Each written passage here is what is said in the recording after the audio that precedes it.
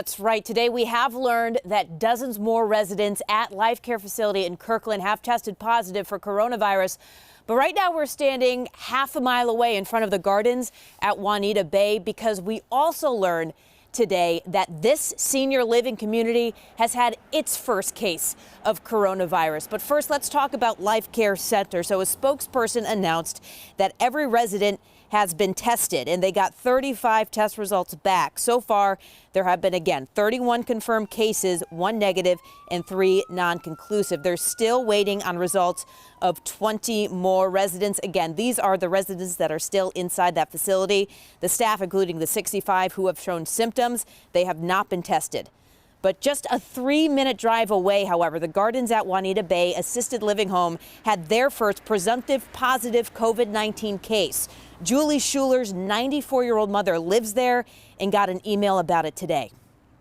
They're taking steps like taking their meals to their, to their own apartments. They're using language like restricting visitors, urging residents to remain in their apartments. But how tight is that? So you're concerned about the measures that they have in place right now? Mm-hmm. And that, my family and I, we feel that it should have been stronger from the beginning. In a statement, Transforming Age, that's the company that owns the Gardens at Juanita Bay, says that they have been taking extreme precautions and that they're trying to limit residents' exposure. And the company is working right now with the CDC, the county, and the state. So the patient from the Gardens at Juanita Bay here, they were taken to the VA hospital on Friday, and they are right now in stable condition. Now, as for those 31 positive residents at the Life Care Center facility right now, they will remain at Life Care Center unless they show acute symptoms. Then would they be transported to the hospital? Live in Kirkland tonight, Vanessa Mashanya, King 5 News. Vanessa, thank you. There is a new confirmed case of coronavirus at another nursing home here in Washington.